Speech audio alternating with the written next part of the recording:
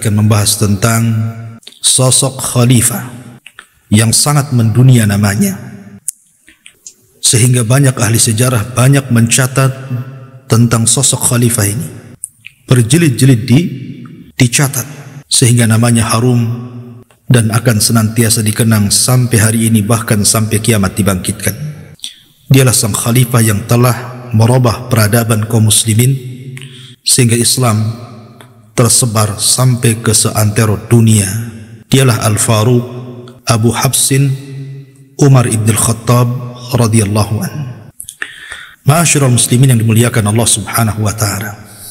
Sedikit gambaran sebelum saya menjelaskan sedikit biografi beliau, bagaimana beliau merubah dunia.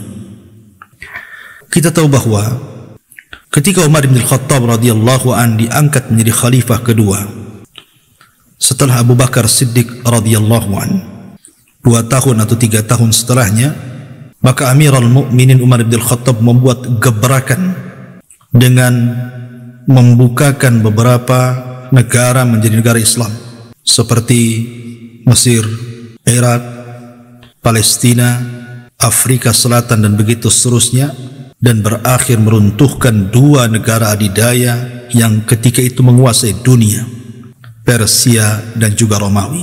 Bahkan berakhir dengan kemenangan yang sangat gemilang dengan menguasai Baitul Maqdis. Ketika Abu Ubaidah ibn al-Jarrah radhiyallahu an, seorang pemimpin yang luar biasa, memerintahkan Khalid ibn Walid untuk menyerang Romawi. Kemudian Abu Ubaidah ibn al-Jarrah membagi beberapa pasukan ketika itu hendak menguasai Syam, di antaranya mengutus Yazid bin Abi Sufyan ke Damaskus, tepatnya di Palestina, untuk menguasai Palestina. Kemudian juga Urdun dikuasai dan disuruhnya Syarahbil Ibn Hasanah untuk menguasai Urdun, kemudian juga Himsa dan negara-negara yang lainnya ketika itu berhasil dimenangkan kaum muslimin. Dan puncaknya adalah ketika hendak menyerang Baitul Maqdis. Akan tetapi pengepungan yang cukup lama, ada yang mengatakan 4-6 bulan Baitul Maqdis dikepung, mereka tidak kunjung menyerah. Belakangan mereka meminta syarat bahwa Baitul Maqdis akan diserahkan kepada orang yang sudah tertera dalam kitab lama mereka, bahwa orang itu memiliki alamat dan ciri-ciri yang berhak untuk mendapatkan kunci Baitul Maqdis. Datanglah Abu Ubaidah ibn al-Jarrah dan dilihatnya bukan orangnya. Kemudian datanglah Syarahbil ibn Hasanah, rupanya bukan orangnya.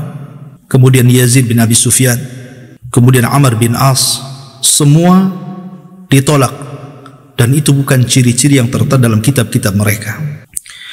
Maka Abu Ubaidah ibn al-Jarrah mengirim surat kepada Umar bin Khattab yang ketika itu berada di kota Madinah agar datang ke Baitul Maqdis untuk mengambil kunci Baitul Maqdis.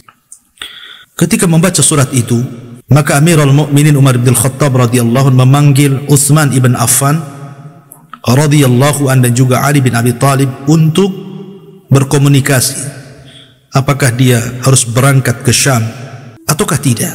Maka Utsman ketika itu menyarankan agar Umar tidak berangkat, tetapi Ali radhiyallahu an justru sebaliknya memerintahkan agar Umar berangkat, karena dengan berangkatnya Amirul Mukminin itu merupakan kemenangan bagi kaum muslimin. Dan setiap langkah Umar dari Madinah berjalan di tengah padang pasir melewati gurun dan gunung adalah pahala yang besar, dan itu bagian kemenangan kaum muslimin. Maka Umar pun kemudian berterima kasih atas saran Utsman, karena khawatir akan kaidul kaidin, tipu daya musuh yang justru akan menjebak Umar bin Khattab radhiyallahu anhu. Dan dia pun berterima kasih kepada Ali radhiyallahu anhu yang telah memberikan saran agar dia berangkat, karena itu bagian daripada kemenangan besar khususnya bagi kaum muslimin. Dan Ali mengambil saran daripada Umar mengambil saran daripada Ali radhiyallahu anhu. Berangkatlah Umar bin Khattab bersama khadimnya, pembantunya. Dan Umar bin Khattab radhiyallahu anhu mengatakan kepada pembantunya selama perjalanan yang cukup melelahkan dan jauh itu, maka anda berhak untuk menunggang unta sekali-kali saya dan sekali-kali Anda. Kalau Anda capek, naiklah ke untaku, dan kalau seandainya Anda sudah hilang rasa capeknya, maka kita saling bergantian. Maka ketika itu pembantunya mengatakan, tidak mungkin ini dilakukan, anta amirul mu'minin, engkau adalah pemimpin kaum mukminin. Maka Umar bin Khattab mengatakan, apakah Anda lebih kuat fisiknya dibandingkan saya? Akhirnya berjalanlah Umar bin Khattab bersama pembantunya dari kota Madinah Al-Munawwarah menuju Syam, Baitul Maqdis. Sesampainya Umar bin Khattab radhiyallahu anhu di Baitul Maqdis, maka disambutlah para qadatul muslimin, pemimpin-pemimpin kaum muslimin. Ada Abu Ubaidah bin Al-Jarrah, ada Yazid ibn Muawiyah, ada Amr bin As, ada Syarahbil ibn Hasanah, dan para pemimpin yang lainnya. Inilah Umar bin Khattab Amirul Mukminin, dan tentara di hadapannya adalah tentara kaum muslimin, tentara Umar bin Khattab radhiyallahu anhu. Maka ketika berjumpa dengan teman-teman lamanya, terkhusus Abu Ubaidah bin Al-Jarrah, maka Umar bin Khattab radhiyallahu anhu melihat kondisi pimpinan tertinggi tentara kaum muslimin, Abu Ubaidah bin Al-Jarrah. Subhanallah, Abu Ubaidah bin Al-Jarrah adalah orang yang tidak pernah dirubah oleh dunia. Dilihatnya tendanya tidak ada apapun, tidak ada barang-barang berharga, tidak ada makanan enak. Maka Umar pun menangis, apalagi ketika dia meminta makanan yang biasa dimakan Abu Ubaidah bin Al-Jarrah dan dimakan pasukan kaum muslimin.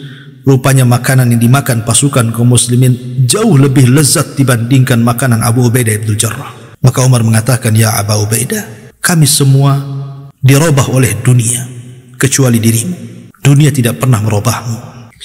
Ketika itu Umar bin Khattab radhiyallahu anhu memakai pakaian biasa, bahkan ada robekan, 14 robekan di pakaiannya. Ketika Abu Ubaidah bin Al-Jarrah radhiyallahu anhu menyarankan agar Umar mengganti pakaiannya, karena dia akan menemui Raja Batrik ketika itu yang memimpin Baitul Maqdis untuk menyerahkan kuncinya agar terlihat wibawa dengan pakaian kemegahan, pakaian kepemimpinan. Maka Umar bin Khattab mengatakan kepada Abu Ubaidah, ya Abu Ubaidah, innallaha a'azzana bil Islam, wa man yabtaghil izzata bighairi ma a'azzana Allah adallana Allah. Wahai Abu Ubaidah, kita ini dimuliakan dengan Islam, bukan dengan pakaian. Kita dimuliakan dengan Islam, bukan dengan dandanan. Maka barang siapa yang mencari kemuliaan selain daripada Islam, pasti Allah akan hinakan kita. Biarkan aku seperti ini. Maka Umar bin Khattab pun kemudian berjalan diapit dengan para pemimpin kaum muslimin dan tentara kaum muslimin yang sangat kuat kala itu menuju Baitul Maqdis.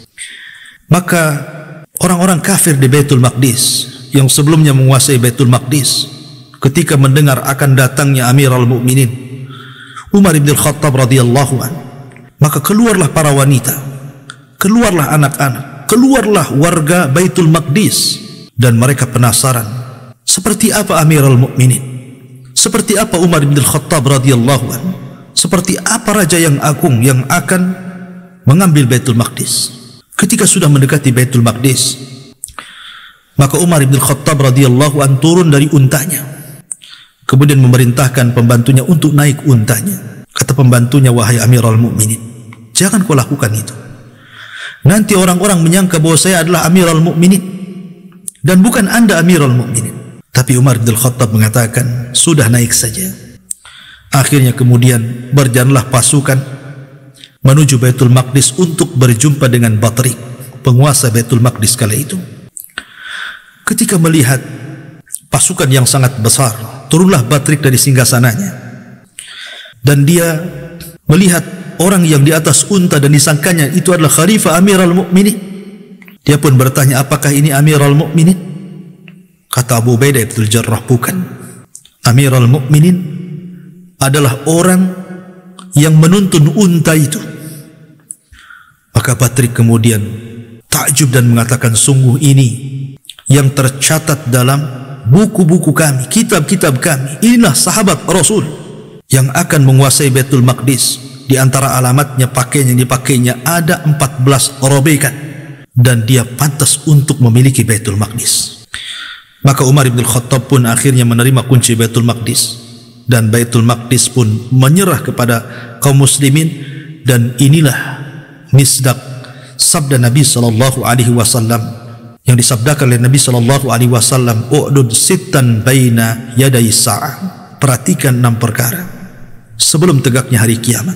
Kata Nabi SAW, mauti, kematianku, kemudian fathu Baitul Maqdis, terbebaskannya Baitul Maqdis dan jatuh ke tangan kaum muslimin. Maka Umarlah orang yang pertama membebaskan Baitul Maqdis, baru setelah itu Mu'tasim, baru setelah itu Abi Ayyub Al-Ansari radhiyallahu anhu, Salahuddin Al-Ayyubi rahimahullahu ta'ala. Ma'asyiral muslimin yang dimuliakan Allah subhanahu wa ta'ala, ketika keesokan harinya di hari Jumat, maka Umar bin Khattab radhiyallahu anhu dengan pasukan kaum muslimin melaksanakan solat Jumat pertama di Baitul Maqdis. Dia panggil Bilal. Aina Bilal? Di mana Bilal? Maka datanglah Bilal menghadap Amirul Mukminin Umar bin Khattab radhiyallahu anhu dan mengatakan, ya Bilal, adzin, azanlah wahai Bilal. Maka Bilal mengatakan, wallahi ya Amirul Mukminin, la uadzinu ba'da Nabi sallallahu alaihi wasallam. Wahai Umar, wahai Amirul Mukminin, demi Allah saya tidak akan azan setelah kematian Nabi sallallahu alaihi wasallam, karena saya adalah muadzin Rasul. Tapi Umar mengatakan, tolonglah wahai Bilal, azanlah untuk pertama kali di sini. Tapi Bilal tetap tidak mau, sampai kaum muslimin mengatakan, ya Bilal, ittaqillah, bertakwalah kau kepada Allah yang memerintahkan kau adalah Amirul Mukminin. Akhirnya kemudian Bilal pun azan, dan ketika itu Bilal sudah tua, suaranya tidak selantang ketika dia masih muda. Maka azanlah Bilal, Allahu Akbar, Allahu Akbar. Maka para sahabat yang pertama kali menangis adalah Umar bin Khattab, kemudian para pembesar kaum muslimin, kemudian jaisul muslimin, semua menangis. Mereka teringat dengan kehidupan mereka bersama Nabi SAW, seolah-olah mereka memandang wajah Rasul, bagaimana Rasul tersenyum, bagaimana Nabi SAW ketika mengajarkan kebaikan kepada mereka. Teringat semua bayangan-bayangan itu, diingatkan dengan adzan Bilal ibn Rabah radhiyallahu anhu. Ma'asyiral muslimin yang dimuliakan Allah azza wa jalla, akhirnya kaum muslimin pun mampu menguasai Persia dan juga Romawi. Maka tidak diragukan lagi bahwa itulah zaman keemasan di mana Umar bin Khattab radhiyallahu anhu berhasil menguasai negara yang sangat kuat kala itu, Persia dan Romawi, dan runtuhnya Baitul Maqdis ke tangan kaum muslimin di tangan Amirul Mukminin Umar bin Khattab radhiyallahu anhu. Ma'asyiral muslimin, para pendengar dan pemirsa Kiswah TV yang dimuliakan Allah Subhanahu wa taala.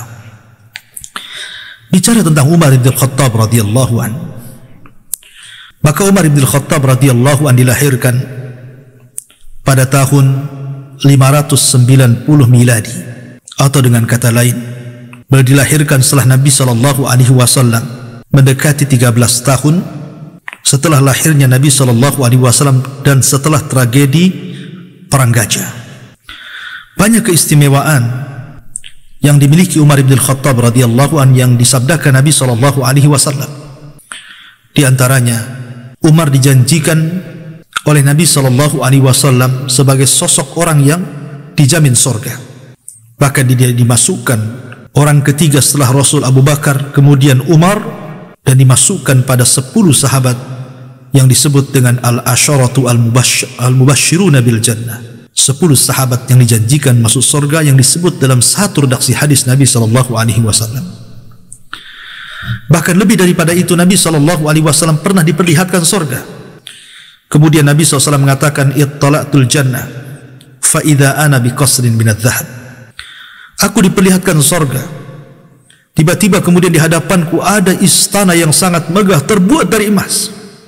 Kemudian Rasul bertanya kepada malaikat, liman hadha, untuk siapa ini? Maka malaikat mengatakan, li rajulin minal Arab, untuk seorang anak muda dari Arab. Maka Rasul dalam hatinya mengatakan, fadhanantu annahu ana, aku sangka orang itu saya. Kemudian Nabi SAW bertanya lagi, liman hadha, untuk siapa ini? Maka malaikat mengatakan, li rajulin min Quraisyin, untuk anak muda dari bangsa Quraisy. Maka Maka Rasul mengatakan, fadhanantu annahu ana, saya sangka itu saya, karena saya orang Arab dan saya orang Quraisy. Kemudian Rasul menegaskan kembali, liman hadha, untuk siapa istana emas ini? Maka malaikat mengatakan, li Umar ibn al-Khattab radhiyallahu anhu, ini milik Umar ibn al-Khattab. Ketika Nabi SAW hendak mendekati dan melihat istana itu, tiba-tiba melihat bidadari. Maka Rasul pun kemudian mundurkan pandangannya dan tidak jadi masuk.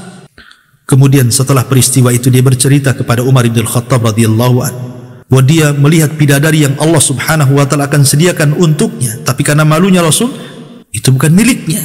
Maka Rasul pun kemudian tidak jadi masuk istana. Maka Umar menangis mengatakan, a'alaika agharu ya Rasul, apakah harus aku cemburu dengan wahai Rasul? Kenapa aku harus cemburu dengan wahai Rasul? Maka Umar pun menangis. Kemudian yang kedua, Umar ibn al-Khattab radhiyallahu anhu dianugerahi ilmu yang luar biasa, bahkan firasat yang tajam, firasat yang luar biasa. Dan itu ketika dia bermimpi, disebutkan dalam sebuah riwayat, bainama ana naim, kata Umar, ketika aku sedang tertidur, syaribtul labana, maka aku meminum secangkir susu. Kemudian Umar pun menceritakan mimpinya yang begitu panjang. Maka akhirnya kemudian para sahabat yang lain mentakwilkan bahwa mimpi yang dimimpikan Umar bin Khattab adalah ilmu yang dimiliki Umar yang tidak dimiliki para sahabat yang lainnya. Makanya kemudian Umar pun adalah benteng dari seluruh fitnah yang akan berlaku di akhir zaman.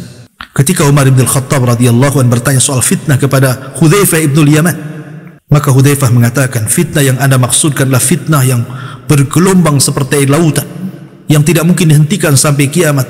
Sementara Anda hidup wahai Amirul Mukminin, maka pintu fitnah tidak mungkin akan terbuka. Tapi setelah kematian, maka fitnah itu akan terbuka dan tidak mungkin dicegah sampai kiamat dibangkitkan. Maka dia adalah pengaman dari fitnah itu. Karena di zaman Umar bin Khattab dan khalifah sebelumnya, Abu Bakar As-Siddiq radhiyallahu anhu, dan juga Nabi SAW, tidak pernah terjadi fitnah pembunuhan, peperangan antar kaum muslimin. Baru setelah Umar meninggal, maka terjadilah pembunuhan antar kaum muslimin, peperangan besar yang kita kenal dengan Siffin, dengan perang Jamal, perang-perang yang lainnya. Sampai hari ini fitnah peperangan antar kaum muslimin berlaku, dan itu tidak mungkin dicegah sampai kiamat dibangkitkan. Kemudian yang ketiga, bagaimana istiqamahnya Umar bin Khattab di dalam menegakkan sunnah Nabi SAW. Ketika dia sedang tawaf, dia lihat Hajar Aswad dan hendak menciumnya. Maka Umar bin Khattab radhiyallahu anhu mengatakan, wallahi demi Allah, inni la alamu annaka hajarun la tanfa wa la tadur. Engkau ini hanya seonggok batu, tidak mendatangkan manfaat, tidak juga mendatangkan madarat. Falaula anni ra'aitu an-nabiy sallallahu alaihi wasallam qabbalaka ma qabbaltuka. Kalaulah aku tidak melihat Rasul mencium kamu, buat apa aku cium kamu? Bagaimana tamasuk dengan sunnahnya Amirul Mukminin Umar bin Khattab radhiyallahu anhu, sehingga dia tidak melakukan kecuali apa yang pernah dilakukan Nabi sallallahu alaihi wasallam. Kemudian juga Umar bin Khattab radhiyallahu anhu memiliki pandangan yang sangat kuat sehingga terkadang dikuatkan oleh wahyu. Lihatlah ketika Allah Subhanahu wa taala mengharamkan 3 kali dalam ayatnya yang akhirnya total diharamkan khamar. Itu semua karena doa Amirul Mukminin Umar bin Khattab ketika dia memandang minuman keras sebagai minuman yang tidak ada manfaatnya, sehingga dia mengatakan, ya Rabb, bayyin lana fil khamri bayanan syafi'an. Ya Rabb, jelaskan kepadaku tentang hukum khamr, dengan penjelasan yang memuaskan. Maka turunlah ayat pertama bahwa khamr itu ada manfaatnya tetapi madaratnya lebih besar. Tapi Umar kemudian tidak puas lagi, sehingga turunlah ayat la taqrabus salata wa antum sukara. Jangan kau dekat salat sementara kau mabuk. Sampai akhirnya Umar pun berdoa ketiga kalinya, maka turunlah ayat innamal khamru wal maisir wal ansab wal azlama ridsun min amali syaitan fajtanibuhu la'allakum tuflihun. Sungguhnya khamar dan yang sejenisnya adalah kotoran, termasuk perbuatan syaitan, maka jauhilah supaya kalian beruntung. Ma'asyiral muslimin, para pemirsa dan para pendengar yang dimuliakan Allah Subhanahu wa taala, Umar bin Khattab tentu suksesi kepemimpinan Amirul Mukminin. Kenapa dia menjadi khalifah yang mampu menyebarkan Islam bukan hanya di sekitar kota Madinah dan Mekah. Bahkan perkembangan Islam sampai ke Mesir, sampai ke Palestina, sampai ke Syria, sampai ke Afrika Utara, bahkan sampai ke Armenia yang dulunya adalah di bawah kekaisaran Romawi. Akan tetapi kemudian Umar bin Khattab berhasil melakukan futuhat, pembukaan, pembebasan kota-kota dan negara-negara. Akhirnya Islam bukan hanya tersebar di kota Madinah dan Mekah, bahkan tersebar ke seantero dunia. Mesir, Palestina, Syria, Afrika, Armenia, dan negara-negara yang lainnya. Tentu tidak lepas daripada akhlak dan keadilan. Apabila disebut pemimpin yang adil, maka Umarlah orangnya. Ya, sifat adil itulah yang menjadikan Umar mampu memimpin dan menguasai dunia. Rasulullah SAW bersabda, sab'atun yudhilluhumullahu fi dhillihi yawma la dhilla illa dhilluh. Ada 7 kelompok yang akan mendapatkan naungan arsy Allah di hari yang tidak ada naungan kecuali naungan Allah. Maka yang pertama yang disabdakan Rasul, malikun adil, pemimpin yang adil. Bagaimana bentuk keadilan Umar bin Khattab radhiyallahu anhu? Sedikit saya akan berikan gambaran bagaimana Umar bin Khattab radhiyallahu anhu memberikan keadilan kepada rakyatnya, sehingga Umar adalah khalifah yang sangat dicintai rakyatnya. Ma'asyiral muslimin yang dimuliakan, wajarlah Nabi SAW pernah mengatakan dalam hadis yang dikeluarkan Imam Ahmad dan dihasankan oleh Al-Albani rahimahullah ta'ala, "Lau kana ba'di nabiyyun lakana Umar bin Khattab radhiyallahu anhu." Kalau seandainya ada nabi sepeninggalku, maka Umarlah orangnya. Walakin la nabiyya ba'di, tapi tidak ada nabi sepeninggalku. Seolah-olah Umar mewarisi kepemimpinan Nabi SAW. Makanya wajar kalau Nabi SAW mengatakan dalam sebuah hadis, ketika Nabi SAW berdoa untuk kejayaan Islam dan kaum muslimin, apa kata Nabi SAW? Allahumma a'izzal Islam wal muslimin bi ahadi umaraini. Ya Allah, jayakanlah Islam dan kaum muslimin dengan salah satu dari 2 Umar. Maksudnya Umar yang pertama adalah Amr bin Hisham, atau dikenal dengan Abul Hakam, atau lebih dikenal dengan Abu Jahal. Dan yang kedua Umar bin Khattab radhiyallahu anhu. Tapi Rasul, Allah memilihkan kepada Rasul dengan masuk Islamnya Umar bin Khattab radhiyallahu anhu. Maka persis seperti sabda Rasul, Allahumma izzal Islam wal muslimin. Ya Allah, kuatkan Islam, jayakan Islam, muliakan Islam dan kaum muslimin. Di tangan Umar inilah apa yang disebut dengan mukjizat Rasul saat perang Khandaq. Ketika Rasul mencangkul batu, kemudian datang cahaya ke langit, kemudian Rasul mentakwilkan bahwa 2 negara adidaya akan jatuh ke tangan kaum muslimin. Maka itu dibuktikan ketika kehilafahan Umar bin Khattab radhiyallahu anhu. Suatu hari Umar bin Khattab radhiyallahu anhu lari kencang, seolah-olah sedang mengejar sesuatu. Berpapasanlah Umar bin Khattab dalam riwayat Utsman, dalam riwayat Ali radhiyallahu anhu. Kemudian bertanya, ila aina tasir ya Amirul Mukminin? Mau hendak ke mana kau berlari wahai Amirul Mukminin? Maka Umar bin Khattab radhiyallahu mengatakan, ba'irun aflat min ba'iri sadaqah. Unta yang lari, aku mengejarnya, dan unta itu adalah sedekah kaum muslimin untuk Baitul Mal. Maka dikatakan, ya Amirul Mukminin, kenapa engkau tidak perintahkan pembantumu atau mungkin pembantuku untuk mengejarnya?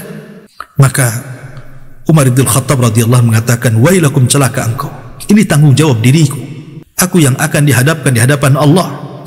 Lalu apa yang aku katakan di hadapan Allah bila Allah bertanya tentang masalah unta sedekah ini? Maka Ali radhiyallahu anhu mengatakan, laqad at'abtal ladzi yaji'una ba'daka ya Amirul Mukminin. Sungguh telah membuat lelah orang-orang yang akan menjadi penerus setelahmu wahai Amirul Mukminin. Bagaimana bisa mereka akan melakukan hal yang sama dengan dirimu? Lihat bagaimana Umar bin Khattab radhiyallahu anhu. Apakah Umar takut kalau seandainya unta itu mati? Apakah Umar takut kalau seandainya unta itu hilang? Bukan itu yang ditakutkan Umar. Tetapi Umar bin Khattab takut kalau seandainya Allah akan bertanya kepadanya tentang unta sedekah yang lari dan dia tidak mengejarnya. Kalau seandainya pemimpin-pemimpin seperti Umar bin Khattab yang takut terhadap unta yang lari dan itu adalah seekor binatang. Bagaimana perhatian Umar kepada manusia? Kepada binatang saja dia memberikan perhatian, tentu kepada manusia akan lebih lagi dia memberikan perhatian. Dan itu ditunjukkan ketika Amul Maja'ah, tahun-tahun kelaparan, atau disebut dengan Yaumur Ramad. Ma'asyiral muslimin, para pendengar kiswah dan para pemirsa kiswah TV yang dimuliakan Allah Azza wa Jalla. Suatu ketika negeri Hijaz terjadi kelaparan yang luar biasa, paceklik yang berkepanjangan, sehingga kemudian satu persatu manusia meninggal. Banyak bayi-bayi, anak-anak meninggal dunia, wanita-wanita meninggal dunia, orang-orang tua meninggal dunia, bahkan orang kuat pun menjadi lemah. Binatang-binatang sudah tidak berdaya, banyak yang meninggal. Umar bin Khattab melihat rakyatnya yang sedang kelaparan. Suatu ketika Umar bin Khattab pun merasa kelaparan dalam perutnya. Kemudian dia tusuk perutnya dengan jarinya dan mengatakan, "Ya Umar, ayuhal batnu, qarqir aw la tuqarqir, fa wallahi lan taduqal lahma hatta yasba'u minhu sabiyul muslimin." Kata Umar bin Khattab, "Wahai perut, bunyi ataukah kau tidak bunyi? Demi Allah, engkau tidak akan merasakan daging sampai anak-anak kaum muslimin merasa kenyang." Subhanallah. Bagaimana Allah Subhanahu wa taala menggambarkan, "Wa yu'thiruna ala anfusihim walau kana bihim khasasa." Umar senantiasa mendahulukan orang lain, rakyatnya, walaupun dia pun dalam kondisi susah, kelaparan. Sampai suatu ketika Umar bin Khattab radhiyallahu anhu mengalami hal yang sama yang dialami rakyatnya. Sampai-sampai dikatakan oleh Aslam pembantunya, "Laula yarfa'ullahu amar ramadah la dhananna anna Umar yamut hamman bi amril muslimin." Kalau karena bukan Allah mengangkat bencana kelaparan, bencana paceklik, tentu kami menyangka Umar akan meninggal, karena terus setiap hari memikirkan bagaimana solusi untuk kaum muslimin.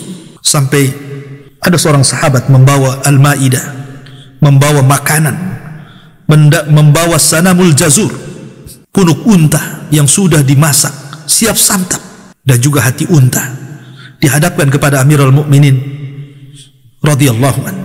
Maka Umar yang pertama kali bukan langsung menyantap, padahal dia sedang kelaparan.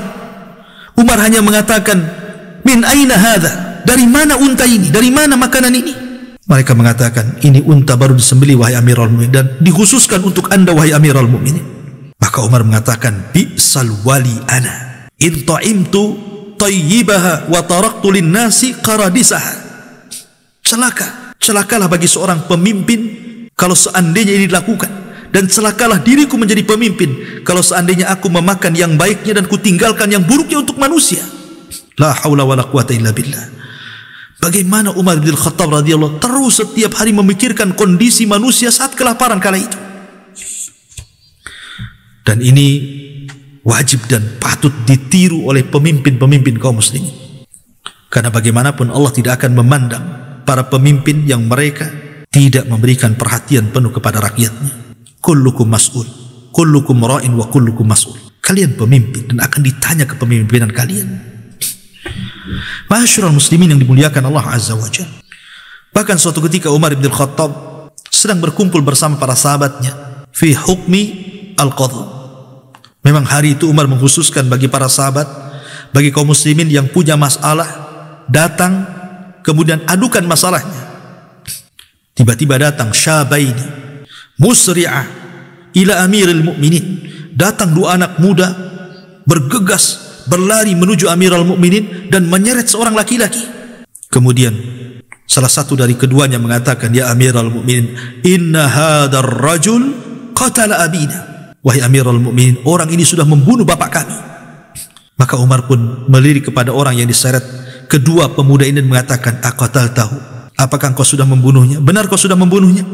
Maka orang ini mengatakan, "Na'am ya Amirul Mukminin, qataltuhu." Aku sudah membunuh bapak dua orang ini. Kemudian Umar meminta alasannya, "Kenapa kau bunuh dia?" Maka orang ini mengatakan, "Ya Umar, laqad dakhala ardi fanahartuhu falam yastajib." Wahai Umar, aku melihat bapaknya orang ini masuk ke kebunku. Aku berusaha larang tapi dia tidak dengar. Aku larang lagi tidak dengar lagi. Aku larang lagi tidak dengar lagi. Fa darabtu bihajarin fasujja ra'suhu famat. Aku pukul kepalanya berdarahlah. Akhirnya dia mati sebab pukulanku. Maka Umar mengatakan, idzan qisas, kalau begitu engkau harus diqisas. Kau sudah bunuh orang, dibunuh. Maka orang ini menangis dan mengatakan, ya Amirul Mukminin, inna li zawjatun wa atfalun fi sahara wa la mu'ina lahum, idzan li an adhhab ilaihim fa ut'imuhum wa uwaddi'uhum wa ukhbiruhum bi khabari thumma a'udu laka ya Amirul Mukminin. Wahai Amirul Mukminin, aku ini punya istri, punya anak, mereka berada di padang pasir, tidak ada yang bisa menolong mereka. Izinkan aku menemui keluargaku dulu. Aku akan beri mereka makan. Aku akan berpamitan kepada mereka dan aku habarkan tentang kabar ini kepada mereka, biar mereka tidak cemas. Tapi Umar memandang karena keadilannya, tidak lantas kemudian mengizinkan. Dia pandang dua orang itu dan mengatakan, apakah kau mengizinkan orang ini pergi ke keluarganya? Tapi keluarga korban mengatakan, tidak wahai Amirul Mukminin. Bagaimana kalau dia tidak datang lagi kemari? Bagaimana kalau dia pulang kemudian tidak datang kemari? Tidak akan terjadi keadilan di sini. Bangkitlah Abu Dzar Al-Ghifari, seorang sahabat Rasul, dan mengatakan, wallahi ana akhfuluhu ya Amirul Mukminin. Saya yang akan menjaminnya wahai Amirul Mukminin. Biarkan dia pergi menemui keluarganya. Maka Umar melirik Abu Dzar dan mengatakan, ya Abu Dzar, kamu tahu haknya seorang penjamin.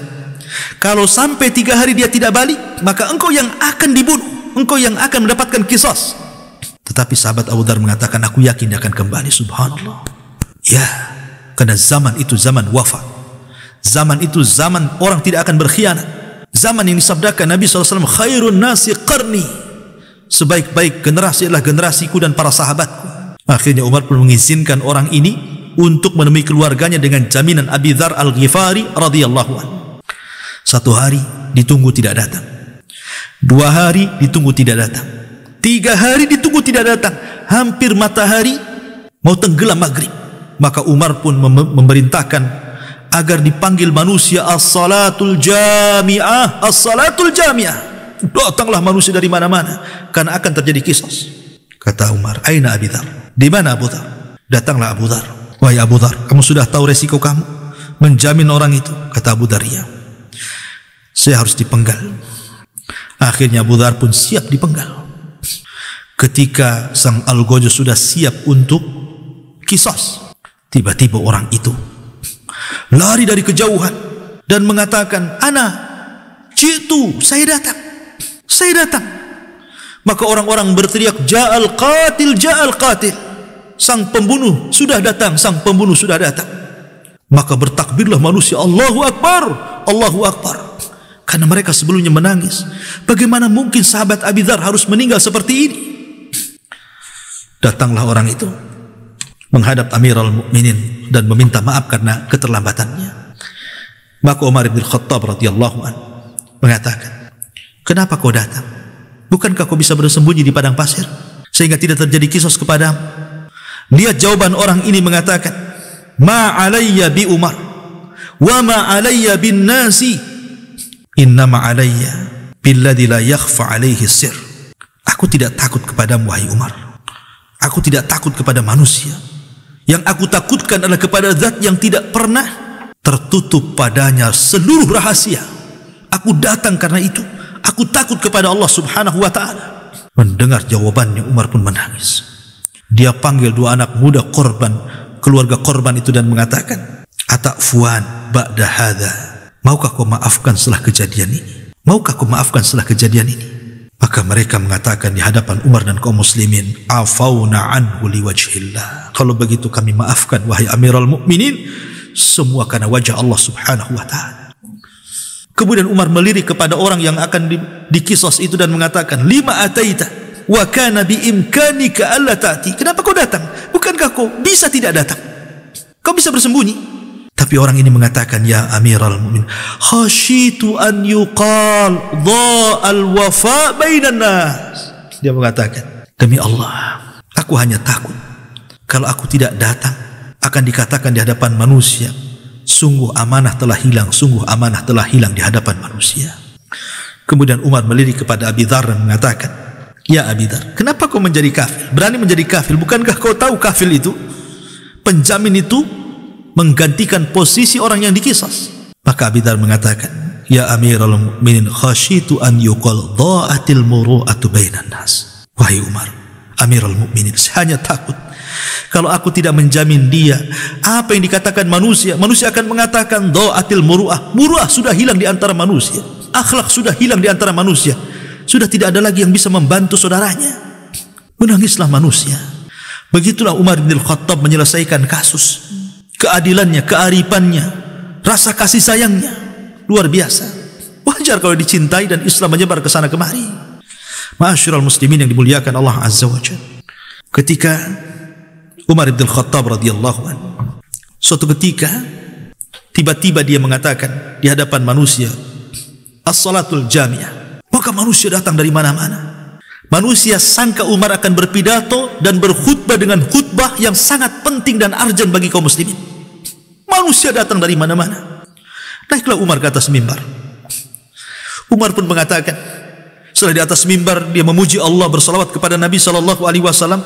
Kemudian dia mengatakan, ayyuhan nas, innama ana umairun, innama ana umairun, innama ana umair. Dia mengatakan, wahai manusia, saya hanya Umar kecil, saya hanya Umar kecil, saya hanya Umar kecil. Fanazal ala mimbari. Tiba-tiba Umar selepas mengucapkan kalimat ini langsung turun dari mimbar. Tidak ada apa-apa. Dia hanya mengucapkan kalimat itu sementara manusia sudah menunggu-nunggu apa yang dikatakan Umar. Tiba-tiba Umar hanya naik dan mengatakan, saya hanya Umar kecil, saya hanya Umar kecil. Kemudian turun mimbar. Orang-orang mengatakan, ya Amirul Mukminin, adlalta nafsak, kau sudah menghinakan dirimu di tengah-tengah kaum muslimin. Dikiranya engkau akan menyampaikan sesuatu yang penting bagi kami. Maka Umar memberikan alasannya. Lihat alasannya. Dia mengatakan, wallahi demi Allah, inna nafsi alladhi bariha qad u'jibat fa aradtu an udhillah. Begini, tadi malam jiwaku tergoncang sehingga aku merasa takjub dengan kekuasaanku. Aku merasa sombong bahwa aku sudah menguasai negara ini dan negara itu. Aku merasa sombong dengan keberhasilan kepemimpinanku. Dan aku ingin mengalahkan bahwa semua adalah karunia dari Allah Azza wa Jalla. Aku ingin menundukkan hatiku supaya jangan muncul takabbur, muncul ujub dalam hatiku.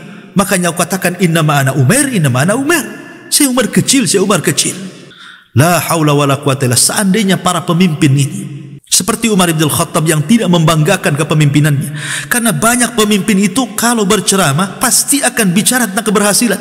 Bahwa dalam kepemimpinan saya tingkat ekonomi sudah ini.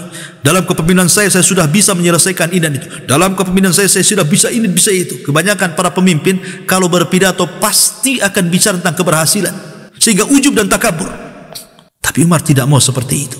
Sehingga dia mengatakan, innama ana Umair. Saya hanya Umar kecil, bukan Umar besar. Makanya ketika dia lewat di pasar, ada nenek di situ. Tiba-tiba nenek ini memanggil-manggil, ya Umair, ya Umair. Umar tidak marah. Umar itu bahasa Arab, isim tasghir, merendahkan orang. Ya. Tapi Umar tidak marah. Umar malah menangis. Kata Aslam pembantunya, dia hampir menghardik nenek tua itu. Tapi Umar mengatakan, jangan, kau tidak tahu siapa nenek itu ya. Maka Aslam mengatakan, emang siapa dia? Maka Umar mengatakan, dialah Haulah bintu Hakim. Haulah bintu Hakim. Yang satu surat turun kepadanya, surah Mujadilah, turun kepada Haulah bintu Hakim. Biarkan dia menasihatiku. Maka Haulah mengatakan, ya Umar, engkau dulu Umar kecil di pasar Ukat, kemudian menjadi Umar, kemudian menjadi khalifah. Fattakillah, bertakwalah kau kepada Allah. Umar pun menangis ketika mendengar itu. Memang Umar seperti itu. Ma'asyiral muslimin yang dimuliakan Allah Azza wa Jalla. Suatu ketika Amr bin As yang ketika itu menjadi wali Mesir, menjadi gubernur Mesir pada Khalifah Umar bin Khattab, menulis surat kepada Umar mengadu tentang rakyat Mesir yang susah diatur. Tapi Umar bin Khattab tidak lantas membela Amr bin As ketika itu. Karena la muhabata bainal muslimin. Tidak boleh seseorang itu mengagungkan yang lain dan merendahkan yang lainnya. Justru Umar kemudian membalas surat Amr bin As itu justru menyalahkan pemimpinnya dan mengatakan, ya Amr, laqad balagani annaka tajlisu fi majlisika muttaqian fala taf'al wajlis kama yajlisun nas. Hei Amr, kata Umar dalam surat itu, telah sampai kabar kepadaku engkau ini selalu duduk di majelismu bersandar. Jangan kau lakukan. Duduklah sebagaimana manusia duduk. Lihat bagaimana Umar bin Khattab memberikan bahasa kinayah kepada Ammar, bahwa engkau walaupun menjadi pemimpin di mata Islam sama dengan rakyatmu. Bukan berarti kalau pemimpin lebih mulia, rakyat lebih hina. Pejabat lebih hebat, rakyat tidak hebat. Islam itu membedakan satu dengan yang lainnya hanya dengan takwa. Makanya Rasul mengatakan, la fadla bainal arabi wal a'jam walal aswad alal ahmar illa bitaqwallahi azza wa jalla. Tidak ada beda. Mau anda orang Arab, mau anda bukan Arab, mau anda orang berkulit hitam, mau anda berkulit putih, yang membedakan di antara kalian hanyalah takwa. Inna akramakum indallahi atqakum. Keadilan yang ditegakkan Umar bin Khattab. Subhanallah. Bahkan Umar bin Khattab suatu ketika melihat Abu Hurairah radhiyallahu datang dari Bahrain membawa harta yang banyak. Kata Umar bin Khattab, "Ma hadza ya Abu Hurairah?" "Hei, apa ini wahai Abu Hurairah?" Kata Abu Hurairah, "Mal ya Amiral, harta ini semuanya 500,000 500,000 dirham." Itu bukan uang sedikit zaman itu, uang banyak itu. Umar hanya mengatakan, "Atayyibun hadzal mal ya Abu Hurairah?" Apakah ini harta yang baik? Apakah ini harta yang halal? Kau dapatkan dari mana harta ini? Kata Abu Hurairah, "Ya Amirul Mu'minin, la a'lamu anhu illa thayyibah." Aku tidak mengetahui harta ini kecuali harta ini semua baik wahai Amirul Mu'minin. Tidak ada harta yang haram dalam harta ini. Lihat bagaimana Umar bin Khattab bertanya, dari mana harta ini? Betapa banyak para pejabat yang dulunya tidak punya rumah mewah, tidak punya kendaraan megah, ketika menjabat sebentar saja rumahnya sudah besar, uangnya sudah banyak, investasi hartanya melebihi sebelum dia menjabat, dan tidak wajar kalau disesuaikan dengan gajinya. Makanya Umar mengatakan kepada Abu Hurairah, "Ya Abu Hurairah, atayyibun hadzal mal?" Apakah harta ini baik? Apakah harta ini halal? Apakah harta ini bukan harta haram? Kata Abu Hurairah, "Tidak wahai Amirul Mukminin, tidak, ini semua harta baik." Umar mengatakan kepada pembantunya, "Ijma' liyan nas." Kalau begitu kumpulkan manusia. Datang manusia dari mana-mana. Kata Umar bin Khattab mengatakan, "Ayyuhan nas, inna hadzal mal lakum, wallahi la ubki lakum anni syai'a." Ini harta kalian, ambil. Saya tidak akan menyisakan satu dirham pun kecuali ini milik kalian, rakyatku, kaum muslimin. Sehingga Umar itu kalau habis membagi-bagi harta di Baitul Mal, dia sapu sendiri Baitul Mal itu.